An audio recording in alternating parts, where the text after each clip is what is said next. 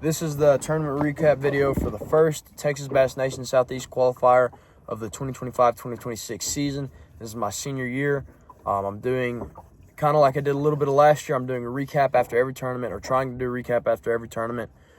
They're a little late. They're a little delayed because I haven't had my boat for a while, and this is the first chance I've actually gotten to sit down in here and film these. But this tournament was a special one for me. I'll hop right into it. This was the first Texas Bass Nation Southeast tournament of the year, which I don't know if any of y'all watched or remembered. Last year, I won the first one, first Texas Bass Nation tournament of the year. This year, I won it again out on Sam Rayburn. I believe I had 20.37 pounds. I think that sounds right. Great day on the lake. Practice was amazing. This was the same weekend as the BFL Super Tournament on Rayburn. So I kind of figured I was going to be on some pressured fish, which ended up being true. But I was mainly focusing, this was late September. I was focusing on points. So it's late summer. They were still drawing the lake down. Lots of current still. I was on main lake points, 15 to 22 foot of water, and they were stacked up. I mean, I found schools of hundreds of fish the day before the tournament. I was really excited. Got some side scan screenshots I could show. It was just a great time on the water the day before. Found what I needed to. Was really happy with how many I found. I mean, I had areas that I could rotate the entire day. So that was pretty exciting to just have that good of a practice. And it ended up flipping over into the tournament day as well. Really well, actually, because I did win. I had 2037.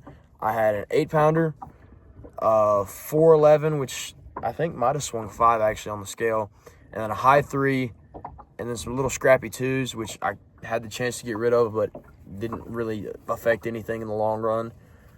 But like I said, I was targeting schools on main lake points. I mean big schools of anywhere from 100 to 200 fish. I wasn't looking for 5 to 10 fish, except for the big ones. The bigger ones were in smaller schools, probably 5 to 25 fish. Only found a few of those schools like that.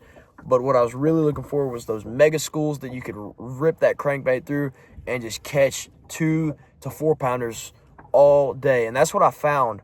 So what ended up happening during tournament day is, like I said, a BFL Super Tournament down there on Rayburn. Lots of boats on the water, lots of pressure. Some of my schools were in somewhat community holes, so I knew I wouldn't have them to myself. So I started the morning going up on my best school that I had for filling a limit, and I threw this KJ Queen 1/2 ounce jig. I can't remember what color it is. I think it's green pumpkin, doesn't really matter. And that is with a 4.5 inch 6-inch bodega on the back. That's what I started with that day. Filled a limit very quickly on that. Actually, I filled a limit of spotted bass, which I didn't expect because I didn't catch any spots in practice. But my limit of spotted bass that I caught to start the morning was somewhere around 12, 13 pounds. So I was really happy with that because that's a pretty good bag of spotted bass, and that's a great way to start the morning. I probably had that by probably 9 o'clock. Not super early, but still relatively early in the day. Made me comfortable, made me feel like I could upgrade, which I ended up doing. And I upgraded by going to my other schools and throwing the 6-inch 500 DD. Can't remember the color. Doesn't really matter. Throw your favorite color crankbait. What I was doing is I was throwing it in there, ripping it as fast as I possibly could drag it on the bottom, and just bouncing off the little ones, waiting for the big ones to come swoop in and eat it, which they did. That's what the 4-pounder came off of and the 3-pounder came off of. The 8-pounder, it came off of a minnow, but it came out of one of those schools. So yeah, I threw a minnow a little bit. It was actually the Black Label High Roller 5-inch minnow. This is a really, really good minnow. It's a good color too. I believe this is what that fish came off of. I can't remember. It's been a long time, but that fish came out of a school as well. Throwing that on an 1/8 ounce jig head. Any jig head works. Preferably with a 90-degree line tie. You don't want one that's angled forward like this. You want it to come straight out of the top of that minnow, giving you the best roll. So that's basically how I did it. Now, what I was looking for, it's a little bit more specific than just main lake points. I said that broad in the beginning. But these main lake points, I was looking for them with creek bends close by. Timber, if possible, was a good thing to find on them. Little stumps, not really, really tall timber, but little short stumps close to the bottom, something those fish can sit on the bottom on and have that other structure there as well. That way they could ambush bait better. I ended up finding some on a rock pile, really similar to that, which was kind of caught me off guard. Didn't go back tournament day and catch them. I didn't think they were big enough. But just some of the stuff I was looking for, it was in some community holes. The Black Forest on Rayburn is very well known for having offshore schools in the summertime. Lots of boats were in it. Didn't have many of those schools to myself in practice or in the tournament. And we just kind of bounced around on them, made good calls, made great decisions, and got in a good rotation and just whacked them. Did really good, had a lot of fish caught that day. I heard from a lot of people that it was a pretty tough day, which seemed to be true. I think I had a 3-pound lead over second place, and that was for the first Texas Bass Nation Tournament of the year, which I previously mentioned. I won the first one last year as well, so that also felt really good to start the year off with good Angler of the Year points, good finish, and definitely a good day of fishing for sure. That was very major. So the rods and setups that I threw these on was I threw the football jig on this Dobbins 7.3 heavy rod. It's a Fury series. I think it's the FR 734C. Great rod. I've thrown this rod up for many years, throwing at Texas rigs, throwing jigs, throwing swim jigs. It's also a pretty good frog rod if you put braid on it. I was throwing a Corrado 150 DC with 20-pound Seaguar yellow label on it. Good line, never had any issues with it. Perfect for that jig, super sensitive line. I could feel everything on the bottom. And I forgot to mention as well, I had another one of these rods throwing a Texas rig worm on it, and that caught some fish during tournament as well. Didn't catch any of my keepers that helped me win though.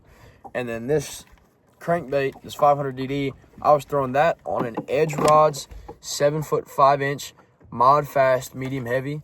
This is a really good cranking rod.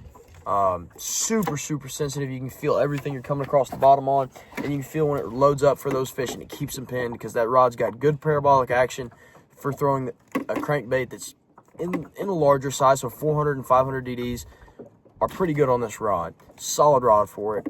I was throwing that on a 200K Corrado 200K reel.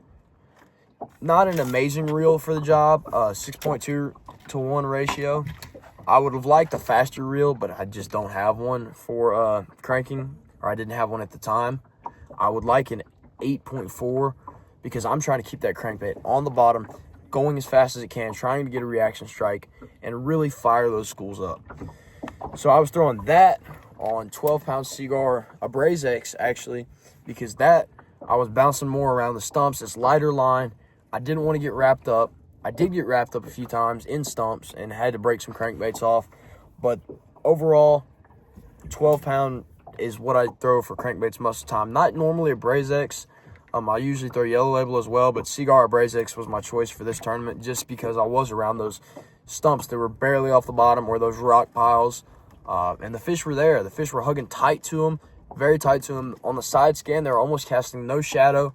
You could just see their little outlines, but giant schools. I'll post some of the pictures eventually on Instagram or Facebook of those schools, just because I want to give it a little bit of time to settle down still. Give Rayburn some time to change into different cycles of the lake. But that was a tournament I wasn't expecting to do very good in. I had just put this boat in the shop, the Bass Cat that I'm in, because the shift actuator went out. So I was fishing out of a friend's Phoenix at the time. Hadn't been on the lake in about 2 weeks. Got half a day of practice. Used the Hummingbird graphs. Side scanned a lot of practice. Probably side scanned 3 or 4 times as much as I fished during practice, which ended up helping a lot because I did find those schools. I found what I needed to find. I caught fish how I needed to, and I ended up winning thanks to these baits and Hummingbird side scan. I mean, I really caught them that day. It was nice to catch them, and that's my first 20-pound bag I've weighed in at Rayburn, so hopefully there's a lot more to come. That felt really good, and it felt really good to win again. I don't think I've got anything else to say about this tournament.